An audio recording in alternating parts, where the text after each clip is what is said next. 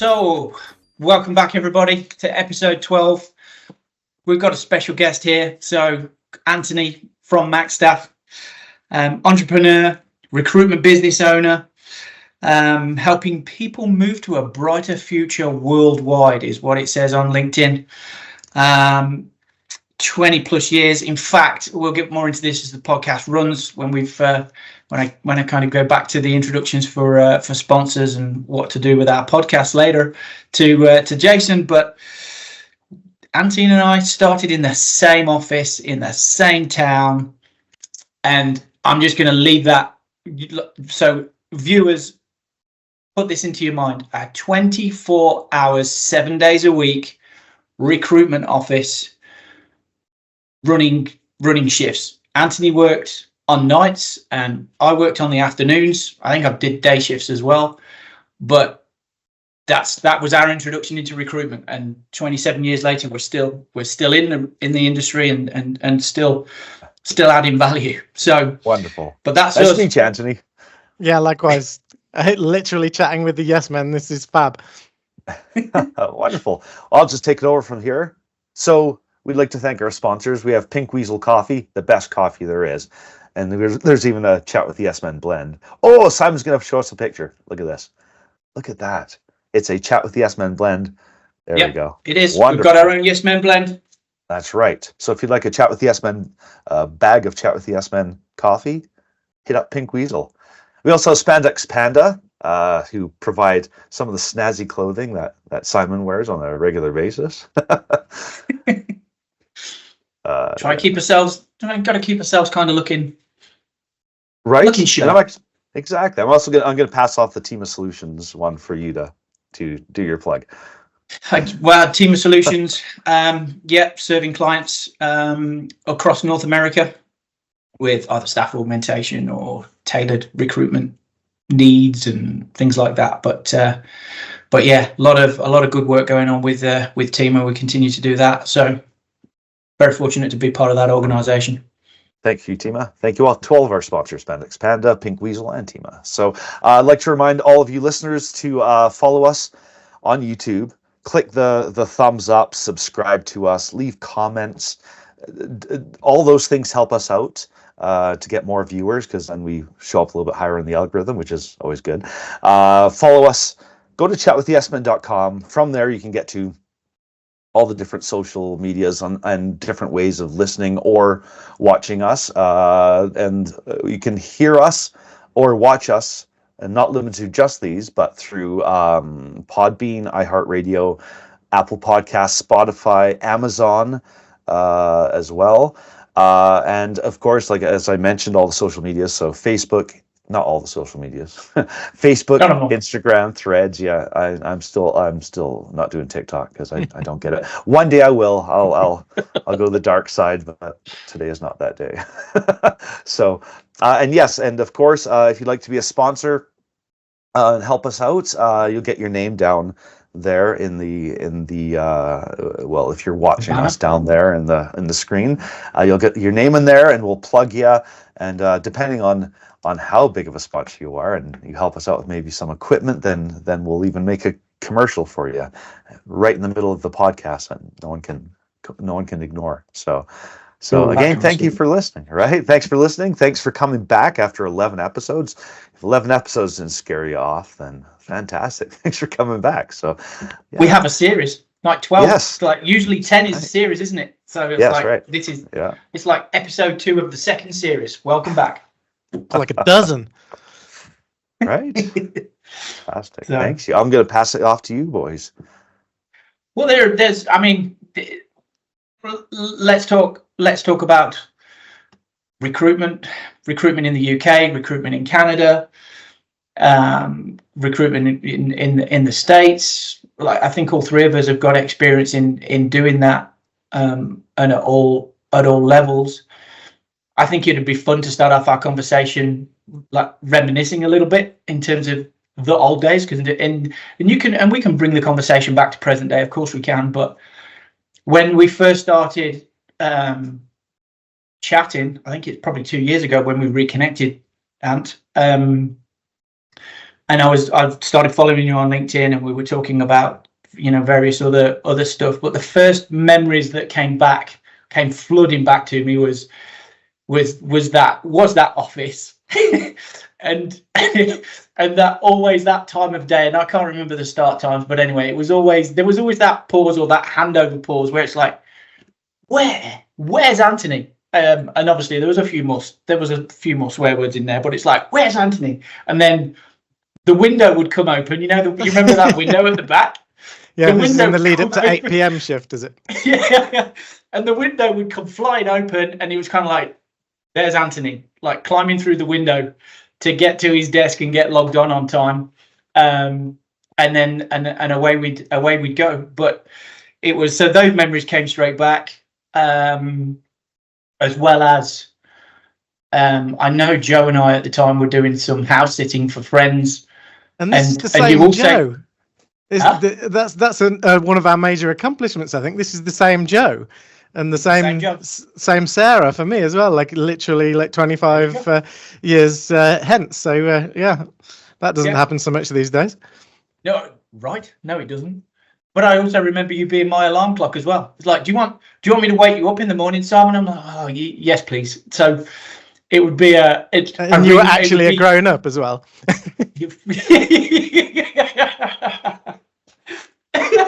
So.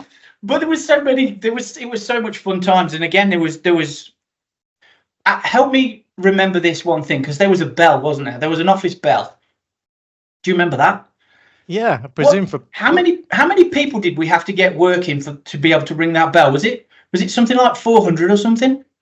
Oh, mate, I can't remember. Yeah, if that was an office cumulative total, but yeah, to set the scene, it was driving an industrial recruitment, wasn't it? Like, yep. Fast-paced day-to-day bookings, folks and dropouts, and hence the 24/7 operation. Like, I was there kind of checking in and waking up drivers in the night, and responding to emergencies and things like that. So it was different vibe, but good way to cut your teeth in recruitment, wasn't it? It's like oh my God. Before getting into the more glamorous side, hopefully later on. So yeah, that was all I knew of recruitment, that it was, temps and local agency in Smallville, like UK basically, isn't it? And then, I launched into, permanent and specialist recruitment later. But yeah, good times, definitely. And kind of a room, an office full of younger people, wasn't it? I'm not going to say it was unprofessional, but it was probably immature, wasn't it? We had some fun. Yes. Yeah, I know, but I think giving some kudos and respect to the leadership that we had. They also knew the kind of pressures that we were all operating under as well, right? Like, it was walking out of an office with phones still ringing in your ears is what we're talking about. So, this is going to sound bad, but it was like, if you stood up to go out to grab some food, it's like, where are you going? It's like, well, I'm going to go get some food. Whereas if you stood up and said, oh, I'm just going outside with Anthony to have a cigarette break, it's like, oh, okay, we'll see you in a few minutes. So, and that's the way the industry ran, right? It was coffee, cigarettes, and 12-hour days. Exactly, yeah, boiler room kind of mentality, wasn't it? It was probably before the Wolf on Wall Street, but that'd be like the hero of the show, wouldn't it? Yeah, so it's a bit different. Yeah, mandatory Marlboro Lights and Stella, yes, and the company conference. I bet you're going to come on to this, but we had a like a special appearance at the company conference, didn't we? I thought that was going to be the memory that came flooding back. That's mine. I got there. So what you're bringing? Oh man!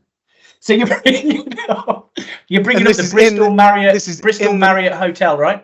Yeah, in the 90s as well. Like, and we've been bought by Securicor, like serendipitously. Yes. So we have the uniforms, right? Yes. Yeah, they give us uniforms. And they actually got them re-tailored so that they had Velcro, so we basically did. Anthony, we did for one night only. For one night only, we did a full Monty in front of the whole company. Oh, wonderful! and we rehearsed, and we were given time to rehearse. Thank you, Anthony. Yeah, it was like, and we all got the move to this way and the move to that way, but I do. Keep You your can hat on. leave your hat on. It was, got it. but we were told, wasn't there a dignitary there that we were told we had to behave because there was the ex-chief constable of the Metropolitan Police was there in that audience, wasn't he? And it was kind of like, listen, boys, this was the brief. Yeah, we're Listen, too boys. young and stupid to be afraid, but yeah. Yes. Listen, boys, you need to behave because this guy is responsible for protecting the royal family. So, like, keep it as I'm like, we're taking our clothes off in front of a room full of people that we don't know, and you want us to keep it professional? But I mean, we did. But it was a lot of fun. Okay, it was a lot of fun. But it's one of those. But this is where in my mind I was thinking about Jace. Like, was that how the recruitment industry was in Canada, like in your day when you first kind of came into it? Because you've always been IT, haven't you? So well, I have, but my career has always kind of sidestepped recruitment. I'll be honest with you.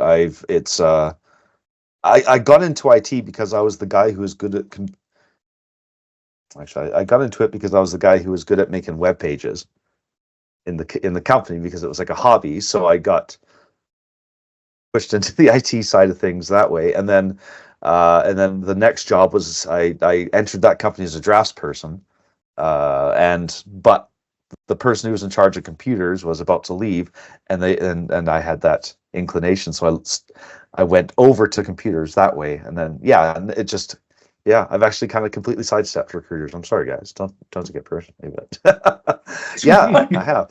Yeah. Well, no, People avoid us like tax collectors and real estate agents, to be fair. So yeah. And it's not because I've been trying to avoid you guys. I mean, you guys could be seedy. No, I'm kidding. But I joke. But yeah, no, it's just my career's always kind of sidestepped it. Really, my only experience to some recruitment is here and there when I'm applying for a job and had, I guess, recruiters putting stuff out there, but I never seemed to land those jobs specifically. It was anything I landed was outside of the recruiter. Yes. Somehow. So yeah. Well, that's how Jason and I met, because Jason's company at the time was literally my first company that I worked with when I came to TEEMA. Yeah. So client number one was Jason, his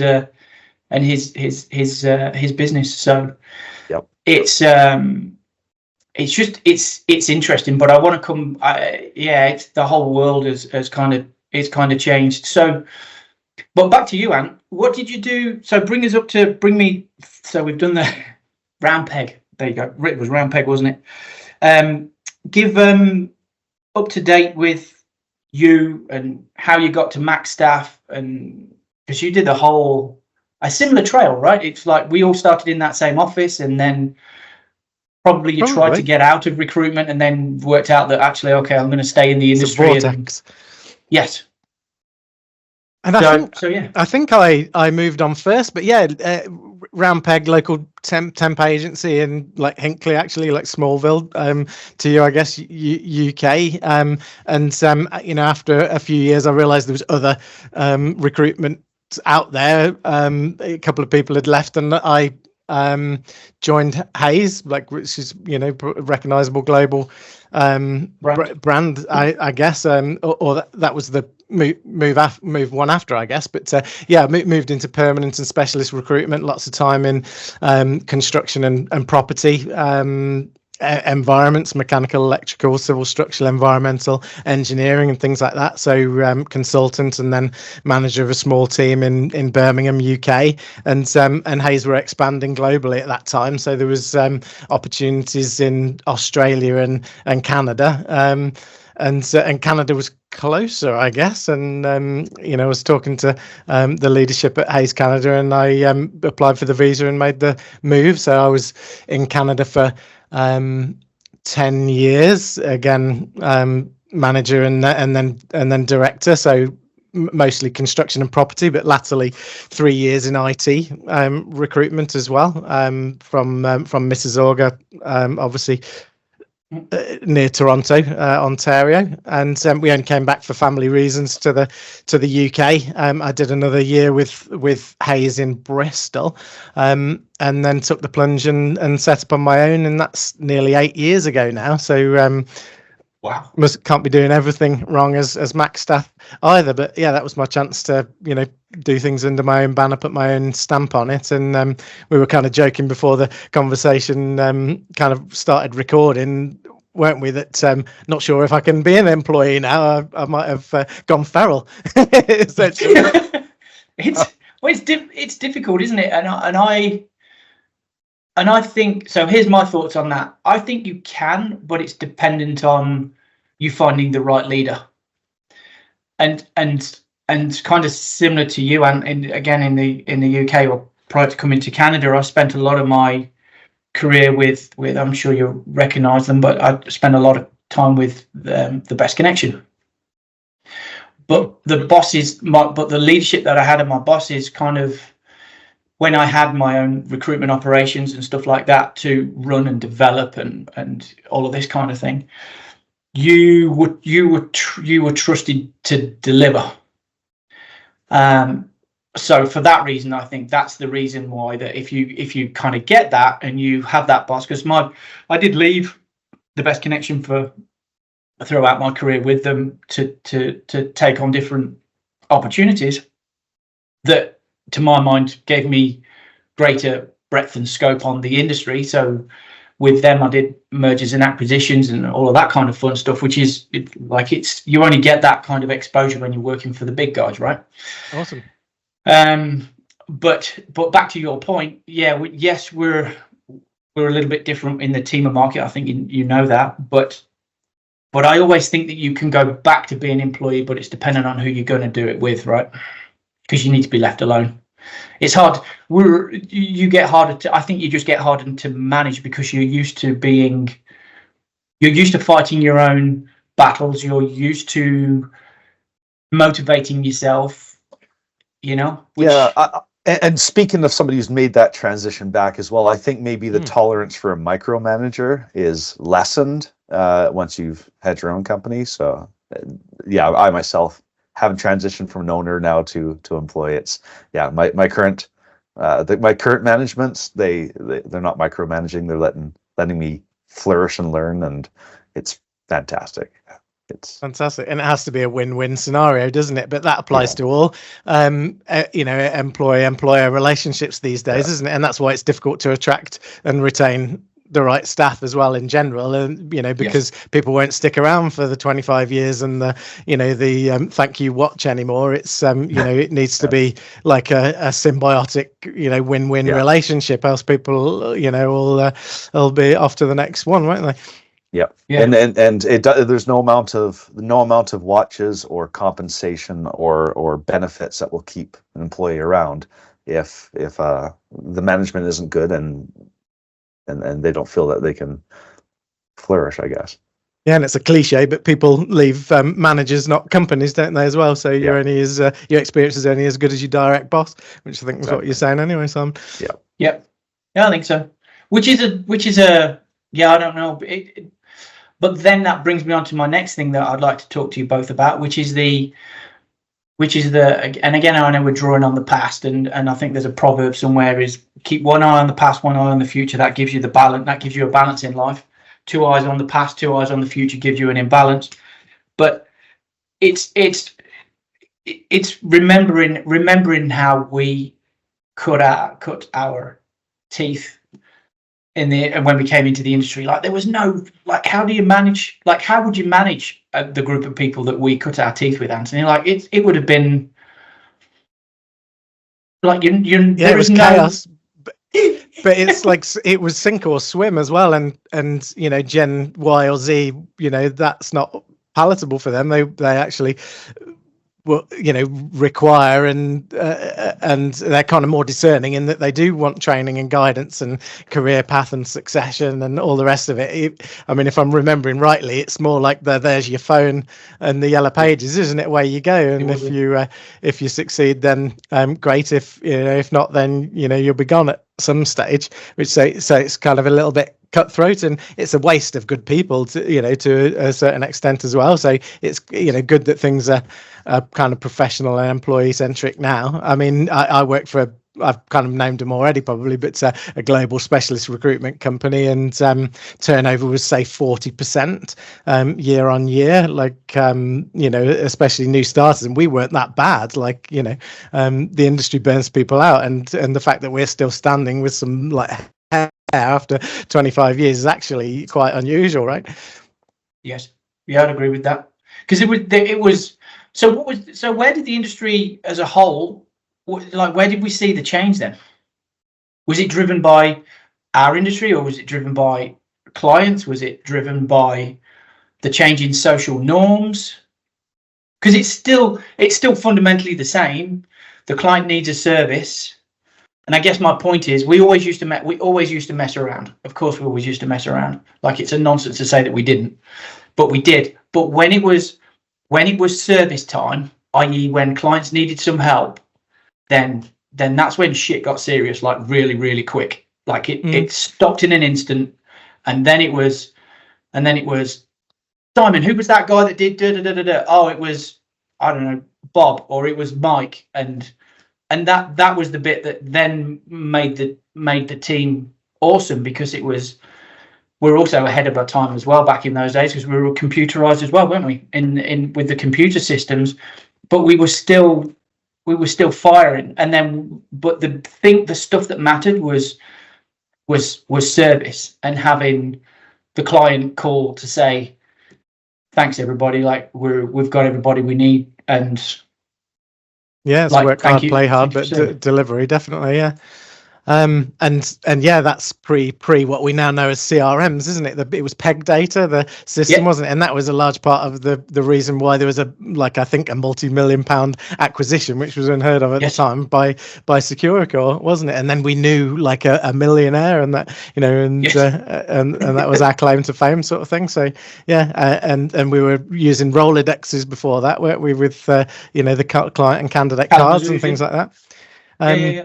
But to try and answer your question, I suppose a lot of industries have raised their game, aren't they? It's like car sales or whatever. It's kind of professionalized in this country. There's the REC, isn't the Recruitment Employment Confederation, and recruitment's seen as a professional service, and people have certain standards and expectations, and it's a service that's kind of tendered for and things like that, isn't it? It's not like a back of a cigarette packet kind of plan anymore, is it? And the landscape's more competitive, and digital kind of revolution makes all customers more discerning, doesn't it? And there's nowhere to hide, really. So people evolve or die, don't they, as they say? Yes. So recruitment's definitely got better and more professional, I would say.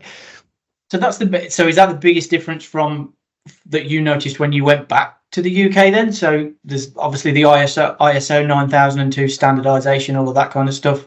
The Recruitment Employment Federation, like the REC stuff, like is that what's driven standards, or like not necessarily? I think that's just the evolution of the industry, kind of globally, and probably in both countries. I don't know about you. That's what I'd be interested to hear, as well as to how it was to transfer to the UK and to Canada. And obviously I've done it now both ways. It was more cultural, I think, for me. More perhaps gentle, respectful, process oriented. In Canada, relationships. Sorry. But a bit more fast and loose, maybe, in comparison, like with the UK, like more transactional. Just a bit of a different vibe potentially, but people have certainly been able to succeed in transfer in both ways, I think.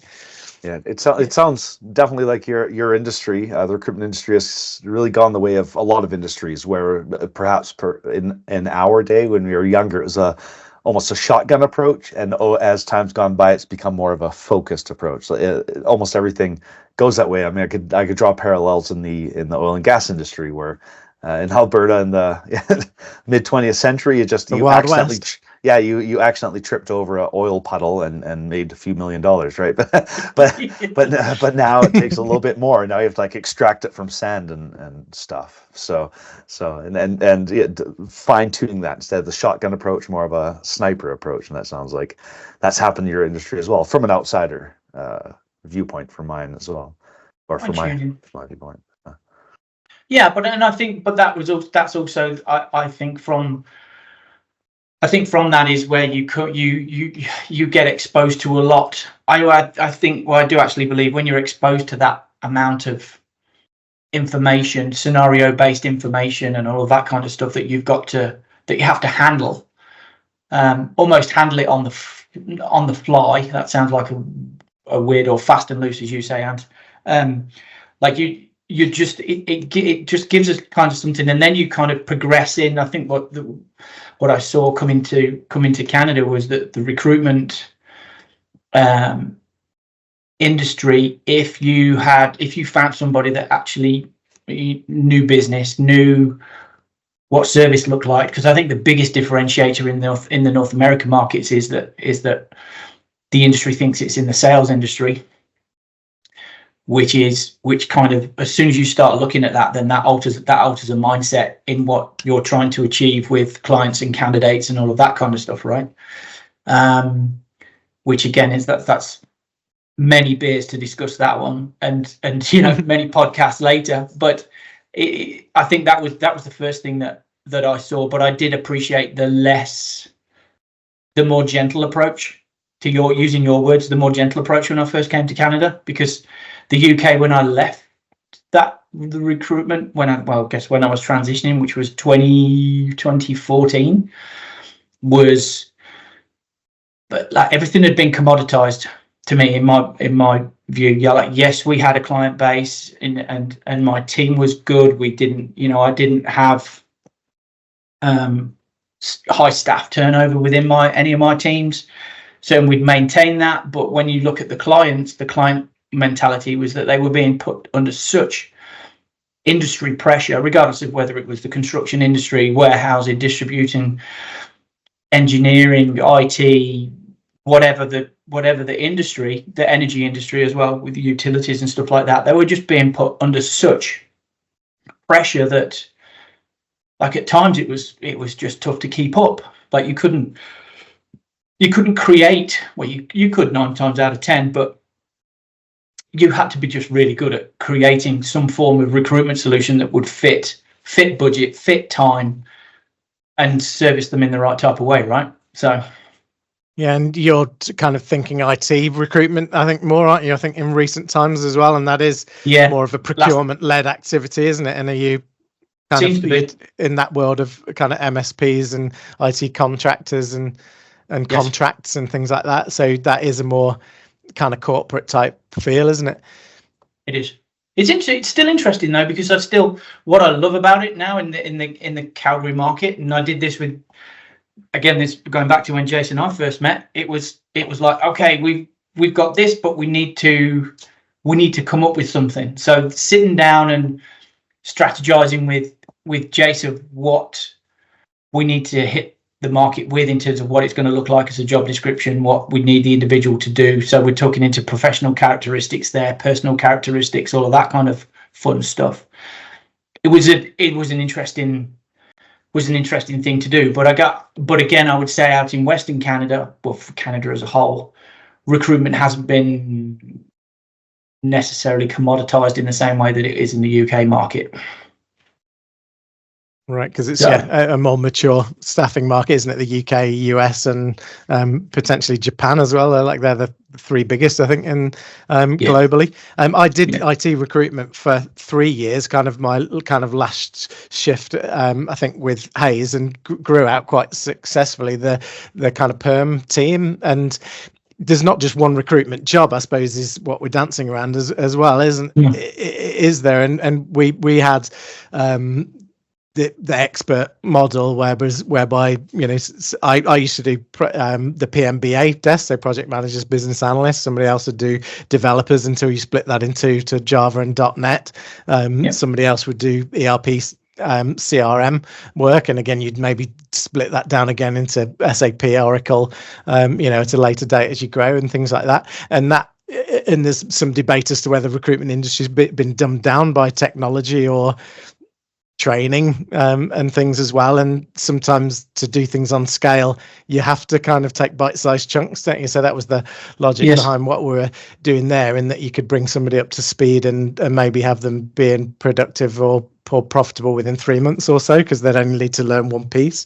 And then there's that, whether it's 360 or account manager, resourcer, and is there somebody in between that's a filler and things like that. So again, it's trying to make solutions that suit the client, doesn't it, and kind of make something that kind of differentiate against competitors and things like that. But you don't have to reinvent the wheel or know everything, I suppose, to join recruitment these days, like perhaps going back 10 or 20 years. Do you think technology, and I'm not just talking recruitment industry, I'm talking broad brush across industry, so do you think technology and IT in some aspects de-skills?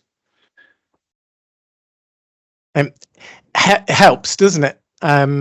So is it a help or is it a de-skilling? Does it de-skill?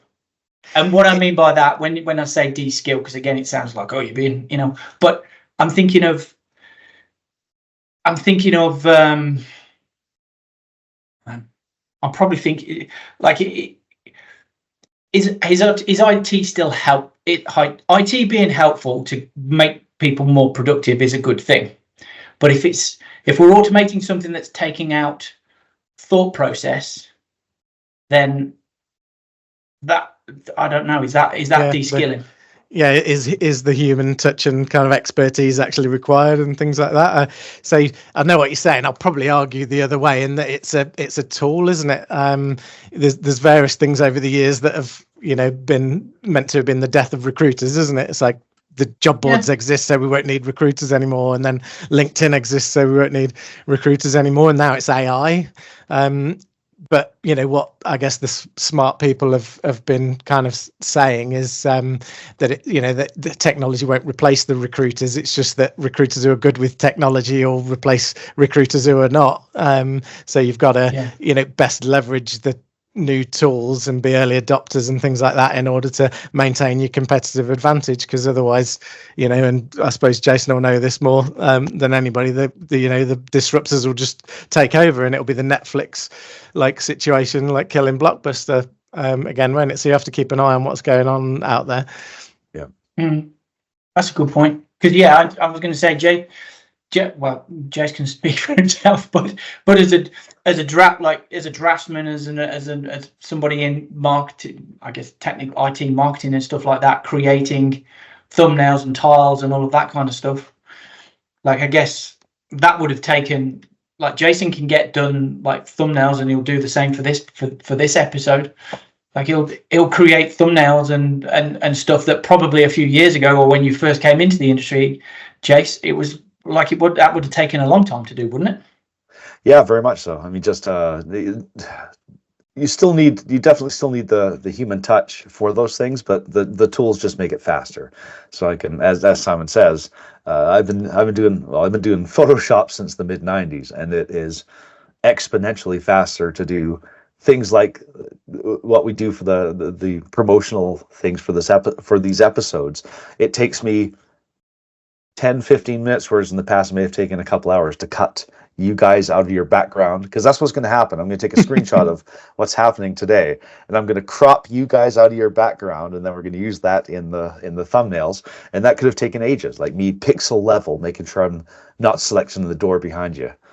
Everything goes that way. Technology. And you're in the market for a faster computer by the sound of it, aren't you, to do the rendering? Always, yeah. Sponsors? Always. These episodes are relatively short. They're an hour and a half, but with the technology, the computers I have, it's a good 14-hour process of rendering those videos in high res. after we're done, after I Hats off. slice it all together. So yeah. That's just flipping crazy. So Yeah. And thinking technology as well, it's kind of a needs must as well, because we've got to be like a productive, like, efficient industry as well, haven't we? Because there's cost pressure coming down, like from clients all the time, and higher expectations and things like that. So it'd suit recruiters, like especially me, just fine if it was that kind of little black book scenario of like, I know somebody you don't know, and your 20 grand fees are flying around then for introductions, and no necessarily overheads and things like that. But clients do have good, the same tools and good access to candidate pools as well, and they require something that's over and above what they can easily do themselves. So it needs to be a low cost, high delivery solution, and that involves using tools and training and having kind of expectation in terms of SLAs and things like that, so that you can deliver a value service, isn't it? Yes, exactly. And the idea to be useful, and we've talked about this in previous episodes, is you need to level up your skill set in any way you can to deliver the product faster. I mean, you just look at as a developer, it may have started. You may have started off with, you had a problem. So what you do is you go look for a book and you crack it open and you go through it, hopefully find a solution. And that transition to now I'll Google or Stack Exchange what other to see if other people have run into the same situation to narrow it down. And now as a developer myself, I can use a hybrid approach between using Google and using ChatGPT. If I get stuck on something, the turnaround to get over that hurdle is exponentially faster as well. I can just throw in, like, I can actually pick up my code, throw it into ChatGPT, go, what's wrong with this? And it's like, you forgot a semicolon. Okay. And I'm back to the races in no time at all. So. Whereas before that would have been a line by line, letter by letter type code review, wouldn't it? Yeah. Or countless Stack Exchange articles where you're posting it up and hoping somebody responds, like you forgot the semicolon. Yeah, and it's so it's not necessarily de-skilling, but it's just changing the skill set, isn't it? It's not about what you know; it's how you kind of solve problems, isn't it? Or apply your knowledge and your experience. You have to be agile. You have to be on your toes, ready to change. If you're not, then you're irrelevant. That's nuts. What did you, in the notes that I shared, what did you think to how Copilot answered? Because I asked them one question, which is, what is recruitment? What did you think to that answer? It sounded like a computerized answer. I don't know whether you're reading it, but that's the kind of answer that makes me encouraged that my job's not going to be taken over like tomorrow by a robot. Right? I was like, oh man, that's just terrible. Shall I read it? It's in front of me. Or? Yeah. I was going to say, take it away, and then we can kind of dive into some of that. Recruitment is the process of finding and hiring the best and most qualified candidate for a job opening in an organisation. It involves several stages, from identifying the company's needs for a specific role to integrating the selected employee into the organisation. And then it talks about life cycle of defining the recruitment task. Et cetera. So it's pretty comprehensive. And nowhere do I see anything about having to have people skills. So that's weird. So the robot didn't realize. That's weird. A little oversight on ChatGPT's. Well, and I think, and again, I'm doing this for the benefit of the viewers, because this is another reason why I don't think recruitment will go away. And I'm talking about the actual people working in the recruitment industry, is that we went through the years of vendor management systems, right? So again, as we've said in one of our other episodes, with the technology brought around like the gamification and the over embellishment of a resume, because it didn't take long for the humans to work out, okay, well, there's the job description. The VMS is going to work on a keyword search. So guess what? I play buzzword bingo with my resume, put it into the VMS, and at least I'm going to get an email back or an invitation to interview, which, I would say lasted, again, if an organization is heavy procurement led, then again, it's a fair bid, all of that kind of stuff, keeps competition nice and even and blah, blah, blah, which again, I'm happy to argue and discuss, but I'm like, it's not it's nice to see that those VMSs, I'm not having much conversation around VMSs anymore, because at the other end, the directors, the hiring managers and all of that kind of stuff, the conversation is going up in terms of, okay, like, let's talk about what I need, because this VMS, the technology that we're using to siphon resumes and process resumes it's not working for us. So, I think looking at that and bringing that statement in there from Copilot to like future now, modern day, on both sides of the Atlantic, it just means that we're going to be around for a longer time, I think. Yeah, and actually, sidebar, but what that kind of reminds me of as well is that it is a complex, multi-stage, thing that might, that a company's choosing to outsource. It's, we are a professional service, just, same as legal and accounting and things like that. So, we can hold our heads up high that we're kind of delivering a high value service, like to high standards, with two demanding stakeholders of clients and candidates. So it's not an easy job, as you well know. And companies have increasingly found that kind of recruitment by numbers type approach is not nuanced enough, is it? No, well, it's not. And I think it's as simple as like how many. And Jason and I do this all the time, but I know that we've been in the office and you've said to me, Simon, can you give this individual a call, because they'll more than likely say yes to you, but they're going to say no to me if I give them a call. Right? Do you remember those days? It's like, look, I need them here for whatever, and like, you give them a call, because like if I call and ask, they're going to say no to me, and vice versa. And can you give? But he made the match, like in Jason's defense, though. Right? But no, the conversation where Jason's eyes is concerned is, it's kind of like, oh, who do we know that's good with certain areas of technology and stuff like that. So it's still, I think, what I do like about being here in Canada, where the recruitment industry is concerned, and when I say recruitment industry, I'm talking about systems integrators and MSPs and all of that kind of fun stuff, is there's still an undercurrent of the past there, where it's still relationship led.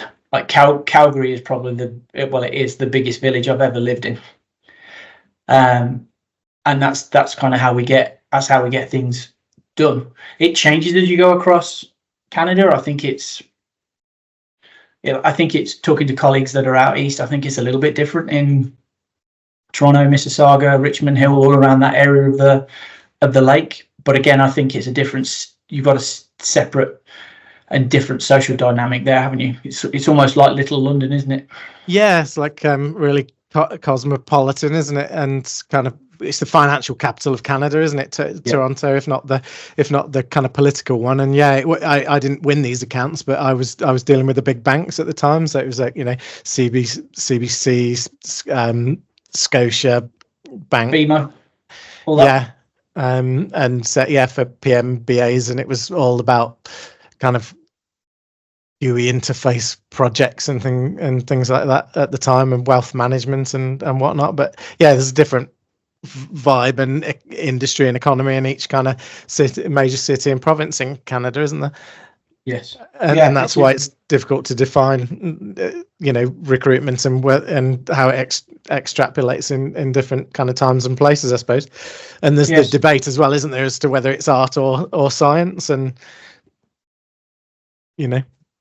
Jason and I met somebody that we haven't met him for a while, but we met somebody the other week, didn't we, Jace? That is a beautiful soul. And the way that, and we've worked with him professionally as well over the years, but the best to extrapolate the most out of this individual is again, I've seen him do it. And I think what you're talking on there is the characters that we come across in industry as well, which is like, I've seen this individual do stuff and people are just aghast at what he's doing. It's like, how did you just kind of do that? It's like, just leave him alone. Just leave, you know what I mean? Put the vision on the whiteboard or the vision board, and then just leave give the individual a timeline and then get out of the way. Almost in the same days, in the same as you remember when, well, definitely for you, when people used to call and ask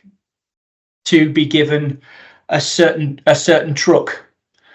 You know, so it's like, oh, I've got my new Class 1 license, but it needs to be a Scanie because I don't want to drive an ERF because it's got the ERF Eaton twin splitter gearbox, yeah. Right? And it's like, what kind of conversation is that? Whereas the old individuals were like, yeah, give me whatever you've got in the yard, I'll still make it work. It's that type of personalities, right, that just make stuff work. That has always kept this industry intriguing. Yeah, and then it's horses for courses, isn't it? And yeah. Things have got labels these days, haven't they? So I don't know whether it makes it easier or more difficult, but what you might be talking about as well, like, is like the neurodiversity side. And like, I think like if somebody's like autistic or Asperger's or whatever, then that's like a superpower in some of these jobs, like especially in IT, isn't it? Like you can just literally 100%. See things on a whole different level to the likes of me and you. Yes.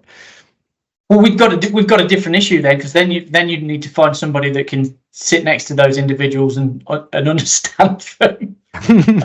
It's got, it's like, rather than, and that in itself is the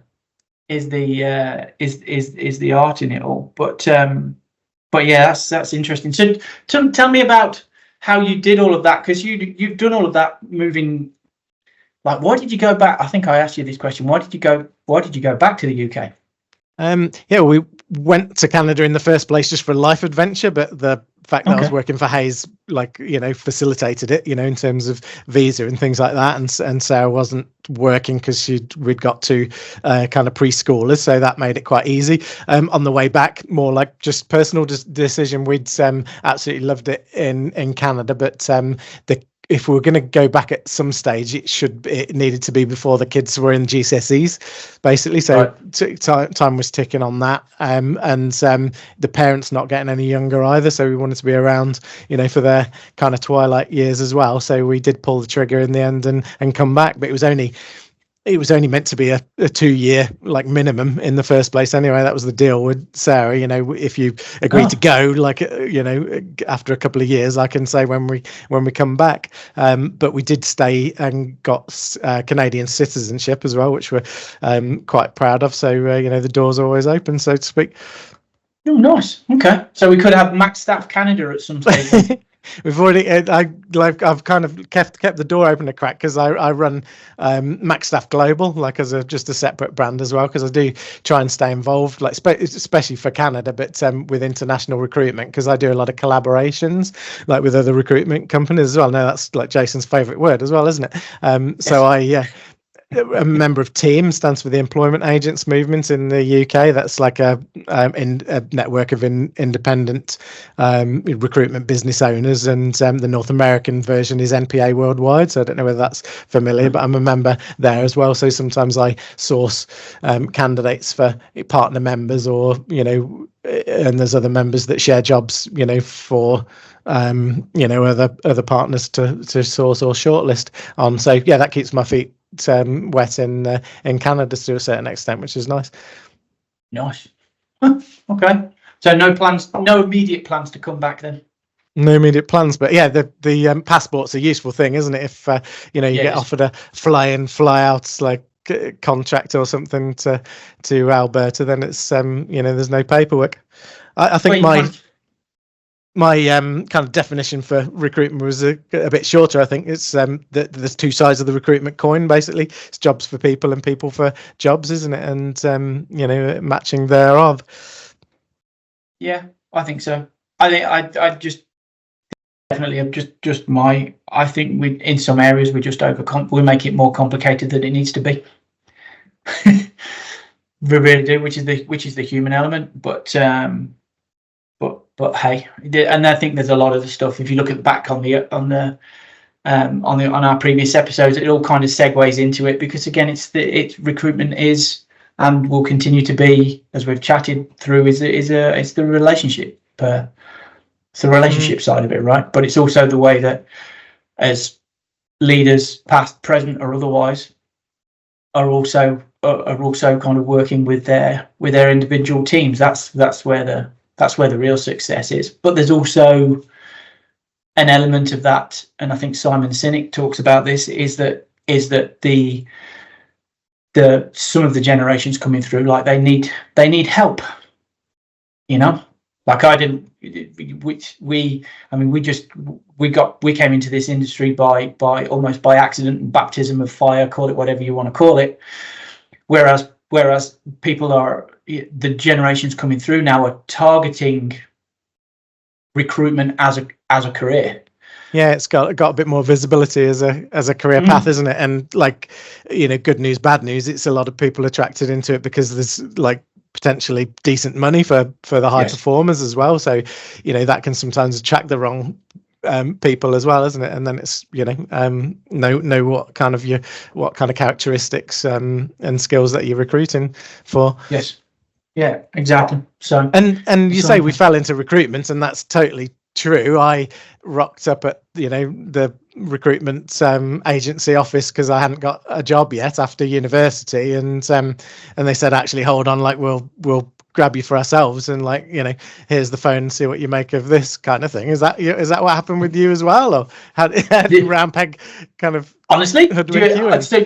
I'll share the story because and this is so I think, as you know, I'd been trying to make it as a bike rider, and I fell out of that, but I went straight out of that into the motorcycle industry. So that was working in a dealership, so a Ducati, Suzuki, Kawasaki dealership. Yeah, do you remember? I used to come to work on my motorbike every now and again. But so I was in that, and then it was one of those things where I'm kind of like, when you're just aware of, I always felt aware, and I still do feel aware. It's like I'm looking around myself, and I'm like, oh, okay, you've been here for nobody. You couldn't see kind of progression. And I guess in my younger days, and I'm still the same. It's like I still want to. What's the saying from Denzel Washington? Don't confuse movement with progress, because the two are not the same. And I guess that's what I felt in the motorcycle industry. Like there was loads of movement going on, but I didn't feel like there was no real progression there. So I left that. Joe was working at a paper merchant with Deb Hobbs, with her mum. So her mum was working on that. Was it prior to that? Actually, no, I'm skipping a step. Before that, Joe was like, well, go and have a conversation with Round Peg. So I went in, had a conversation with Round Peg, and then 1 or 2 weeks later, Brian, you remember Brian on the commercial desk? Support, yeah. Yeah. So Brian gave me a call, and he said, hey, I've got this opportunity with Massey Ferguson in their customer service department, looking after Northern England, Scotland, and Northern Ireland. What do you think? So I'm like, well, yeah, sure. Went for the interview, got the job, started the job, and then this story has got twists and turns.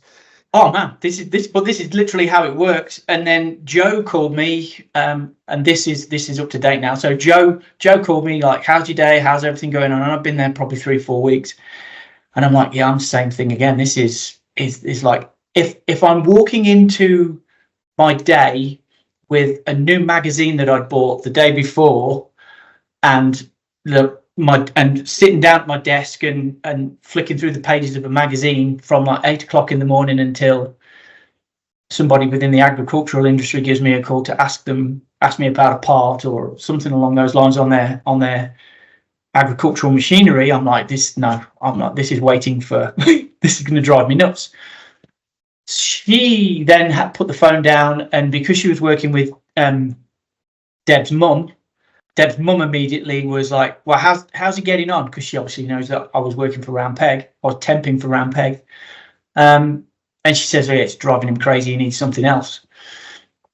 Deb's mum calls her daughter to say, you've got somebody out working and he's bored, you need to sort him out. And then same as you, invited him for for interview, and you kind of sit there in that office, and it's like, what is this? But it was like, but it was exciting, and that was me. That was me into the recruitment industry, quite literally. Brilliant. It sucks you in, and it hasn't spat you out yet. And where were you living at the time, Simon? Out of curiosity, where were you living at the time when Joe was at the paper company? We were living in the same town, Hinckley. Oh, okay. Yep, still in the same town, but there was paper merchants, and again, it was the demise of a town, right? I know that Anthony called it Smallsville, but there was a hell of a lot going on there. Like, we had industry, like you could point into the towns, which was where stuff was happening. So there was one sector of the town that would be engineering, the other part would have been hosiery, knitwear, and then warehousing, and then Triumph motorcycles when John Bloor bought them, and they were like making a comeback, wasn't he? He was rebuilding Triumph motorcycles, and that's kind of like what fueled the local recruitment industry. I mean, it's all gone now. Like Triumph, I think, is the last remaining thing, and our beloved Tesco's is still there as well, I think, Anthony. But it is, yeah. I've driven past like just a few weeks ago. So yeah, but Magna Park was in Lutterworth, was on the doorstep, and that's one of the biggest kind of distribution kind of centres in the UK, isn't it? So that exists. But at the time, at that particular time period, that it was still an airfield. In fact, I think the first distribution company out there, which was Associated Dairies, that is now Walmart in the UK, I think they were the first two purpose-built distribution centres. Before that, it was an old Second World War like aircraft hangar that stuff was being transported through and things like that. But that's where we were, right in the middle of it all in Hinckley. Nice. And I did something like a recruiter prompt from the recruiting gym that I follow, and everybody was encouraged to do their origin story. I don't know whether you saw mine, but it got some traction, and the likes of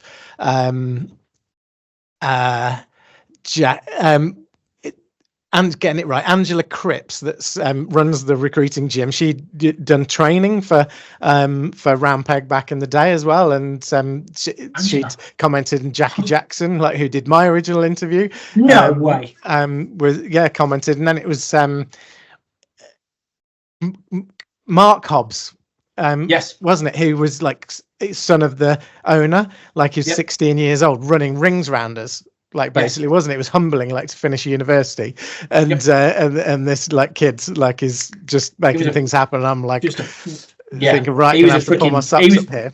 Literally like a staffing Rain Man, wasn't he? Exactly. So he'd commented, and we caught up a little bit with him, and then like from a hidden like just AH address on LinkedIn, like Adrian chipped in as well and said like good to catch up with everybody and whatever, and he's in Marbella, like living the life now. Yeah. So that's full circle. I'm gonna say full circle rumination, but yeah, it's what a complex industry, I think, is where we've got to. You said overcomplicated it, didn't you? And it maybe that's because there's different stakeholders as well. So in the type of recruitment that you're talking about, the opinion and the angle of the HR person, the procurement person, like the hiring manager, the candidate, the agency. That's different stakeholders with different agendas, isn't it? So it's like trying to get a decision made or something over the line, like can be a little bit tricky sometimes. But I wonder sometimes if because again the focus has always been is to get the job done. So achieve delivery, or internally like service. So somebody's asked you for 10, 20, 30 people, whatever it is, for 2:00 in the afternoon. Is that fulfilled? Yes, no. And I think that's the biggest change now, because there just seems to be more wiggle room. It's like, well, if 20 people turn up, then that's awesome, but I'm also cool if 10 people turn up. So I'm like, how does that personally I struggle with that. So I'm like, well, if you need 20 people, you need 20 people, you know. So it's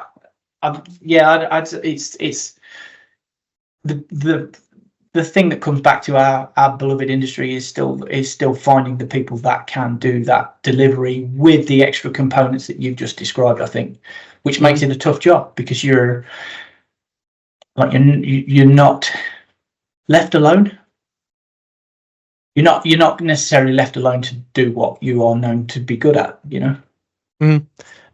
And then kind of, you know, jumping off your other points, it's like people and relationships, isn't it? So you know, you may not be able to deliver 100% of the time, but your ethics and your transparency and communication and things like that has got to mean that the relationship will kind of withstand the kind of ups and downs, isn't it? And you know, your integrity and your, what's the word, reputation, like is the only thing that you've got, you know, as you may transfer from location to location, like company to company, you're still there, aren't you? You've got to be able to look yourself in the mirror, and you know, your reputation will go before you, sort of thing. Yes. Yeah, absolutely. Jace, what are you thinking? Oh, I don't know. I'm just sitting back watching you guys go at it. Yeah. Well, I'm kind of thinking. I mean, the stuff is like, again, what you just said then, and was like, oh my goodness me! It's some of the conversations that we used to have in terms of achieving, and I'm talking about achieving service, so achieving delivery, achieving fulfillment. Like, there was no mincing of words, you know, and those conversations got like, call it straightforward. Like, they were pretty straightforward, right? There was no like, hey Simon, we need to, you know, how are you feeling? It's like, are you moving fast enough, dude? Like, come on, everybody's at 100 miles an hour. Like, you need to get right. It's shift. So, but again, I'm still blown away that there's shift work for recruitment like that. It was so cutthroat that you had to have offices going 24/7. That, I don't know. So somebody who's not in the recruitment industry, that's like mind-boggling. Still, I still think about that from the moment you told me 24/7. What? Okay. I know. It was crazy. 8 p.m. to late a.m. night shift, 4 on 4 off. That was just kind of cruel on the mind and body as well, because you feel you're awake when you feel like you should be asleep, and vice versa. But that didn't last for long, actually. By the time we became a normal secure core branch, like you know, everybody was doing a traditional, you know, here's your accounts type setup, weren't they? Yeah, because we had a 4-hour. So when I was on afternoons, Anthony and I would have like a 4-hour handover. So I would finish. We were supposed to finish at about 11:30, weren't we? But I never ever got out there. Like, I think 12 midnight, half midnights was most of the time.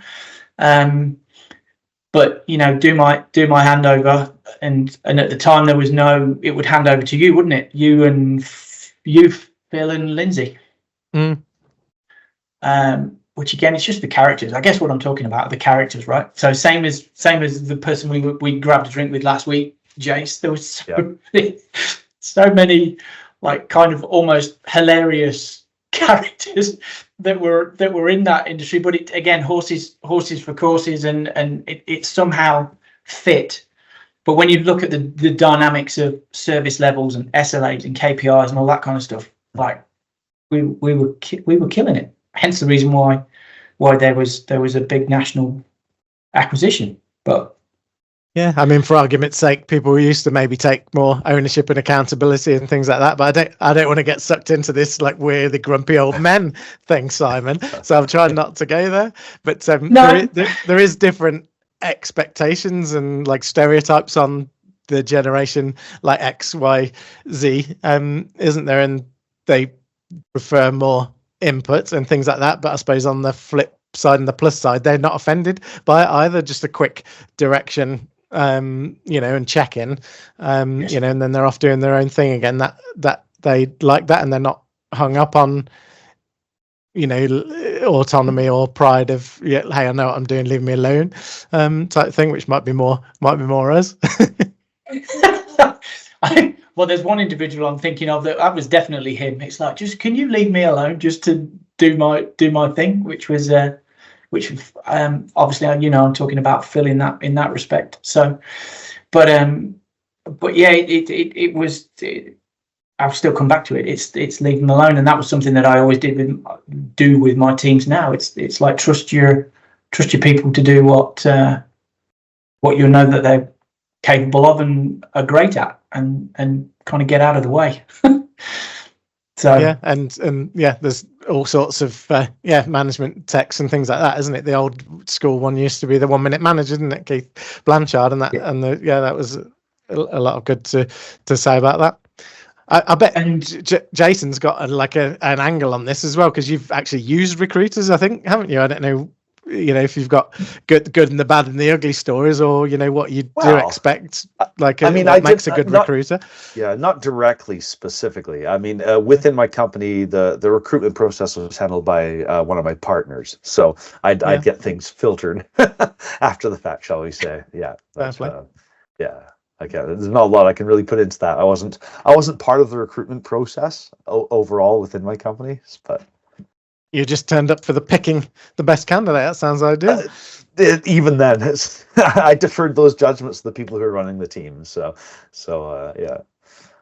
So Max staff then, and what are you, from an IT perspective? What are you using? Are you still old Rolodex, or have you got your own? Have you built your own CRM and all of that kind of stuff? What are you using? Yeah, not Rolodex, but didn't build the CRM myself. I thought it might be quicker to do some SaaS, as you call it in IT, don't you? Yes. So it might be a bit of an exaggeration to call it a tech stack, but I used, in the very first place, because I'm just a one-man band, I bought some software called Recruit So Simple, and kind of does what it says on the tin, and that was a month-by-month payment of essentially a database. And then when I'd had a bit more time to kind of understand my requirements and shop around, I went with a company called Firefish Software. So I love those. It was a kind of a startup company from within the team network that I mentioned before, the employment agents movements. That's Wendy McDougall, who and her team now in Glasgow, that developed the Firefish software CRM. So that's quite good. It allowed me then to multi-post, straight to job boards and my own website. That was a big benefit for me at the time, and they've kept then patching in or new stuff like the kind of LinkedIn integration and things like that. I think they're kind of white labeling some video software, so there's good things in the roadmap, so like those, and then the other parts don't really kind of talk to each other, but I use LinkedIn Recruiter Professional license and some job slots, and Hinterview is part of my kind of day-to-day as well, so video messaging and online interviewing that I can kind of pass on to clients, with a view that I'll do the first interview and make that available to the client, so that they can move quickly to basically second stage when they meet the candidate in person. So yeah, also you record that first initial meeting and then send that first initial meeting to clients to view. Yeah, that's how I've mostly used Interview. It's got other features, but yeah, absolutely. It was kind of made kind of necessary in COVID. So like Zoom, their share price probably went through the roof. But the concept is, I try and do it as like a 10-minute kind of snapshot, not War and Peace, whereby you can just give the client a really good flavour. So you might say, give me 5 questions that you want me to pose to the candidate, and we'll do that online, and then you can access a link that you.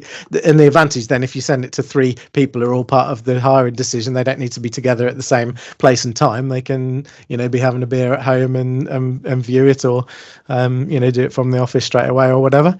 There's facility for it not to be kind of real time as well. Like you can get the questions to be asked kind of automatically, and the candidate then videos their response. That's just less of a good candidate experience potentially, and and it's be a tough sell to get kind of senior people to kind of talk to your chatbot because you're too busy to speak to them one-on-one. But there's certainly in the UK there's Hinterview and Odro. They're the two kind of major players, but I think probably if anything UK was kind of ahead of North America in kind of doing that. It's pretty much an expectation like from clients that you might have that facility. I think these days. That's interesting.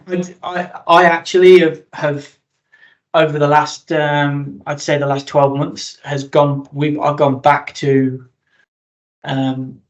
recommending that interviewing is done face to face, just because of the lots of reasons really, but probably take too long to go into it. But yes, we made the move to go back to face interviewing and away from the Teams or the Zoom and that kind of thing.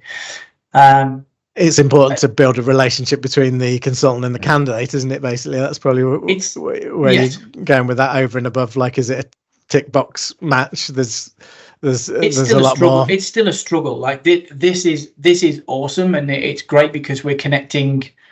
Well, like we're across like continents and a vast ocean, and it's awesome. But if this was a net new conversation, there's a struggle.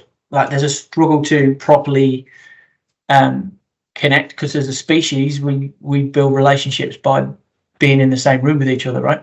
So and that especially works if you're kind of known in a certain market, like it sounds like you're the Calgary guy, so to speak, and the relationships are important then, aren't they? And hopefully the client and the candidates as well will be repeat customers, so that's better done properly, isn't it, to be fair? But I've done a lot of the kind of video side because it's an efficiency play, and I'm a service provider, so I like the idea of it though. Like that is really good, especially I can see that working really well with organizations that are just push for time, like that's like you said, if you can provide then that experience of, okay, I chatted with Jason today, here's a 15-minute snapshot, watch it or listen to it when in the comfort of whatever you're doing, then that's helpful, isn't it? You're helping, you've come up with a helpful solution. Yeah, and one of the advantages, it just takes out the people who would get selected for interview on the basis of the CV, but then they know within the first 5 minutes of the interview it's a no-go. So it can be frustrating from the recruiter's point of view, I suppose, that you end up getting more interviews, that you end up doing more interviews yourself, but kind of getting less interviews at the client side. But then the ones that do happen are basically a first interview becomes the second interview, so you're already getting more traction. So yeah, pros and cons for sure. Awesome, fascinating chat. I've enjoyed this, and it's 20 years too late, isn't it, for crying out loud? A little overdue, but thanks, gents. Yeah, I really appreciate the chat. It's been wonderful chat. So that's our first transcontinental, transatlantic episode of Chat with the Yes Men. So that's Chat with the Yes Men literally goes global. That's and right. I was here. Yeah. Here to see it. Yeah, you're the one. and carrying the flag. I was like, there was. Oh, I got one up there too. Where is it? I've got to say, I didn't. Where's our flag? There's right up there in the end of my finger. Can you guys see it? No. Yeah, I got a Union Jack. Not on camera. There, so, yeah. We'll have one of those. But yeah, this has been. But Canada is my home and native land too. I'm not representing. I don't have a Canadian flag here. I've got. So that picture there that I've got blurred out that's a bison. So that's as close as to. There you go. Cow and oil town. Yeah, bison in an oil town. So yeah, thanks for having me, guys, and keep doing this, going from strength to strength. It's a really cool vibe on this podcast. Yeah, thank you. That's fantastic. Thank you so much. And I guess we're wrapping up episode 12 here. So hey, episode 12. That's right. Thanks for joining us again for another thrilling episode of Chat with the Yes Men. Don't forget to go to all the socials, which you can get to through chatwiththeyesmen.com. listen to us on your favorite podcast catcher, or watch us on YouTube. Just keyword Chat with the S-Men. Again, thanks for being on this episode with us, Anthony. And until next time, be cool with one another. Yeah, be cool, be nice. Be cool. Be nice to each other. Jerry Springer style. Yeah. Right? Yeah, pretty much, exactly. Right? Yeah, I should have one of those. I should end episodes just like that. You know, relationships are important. Yeah. have that moment at the end of the episode. I like that. It's a good idea.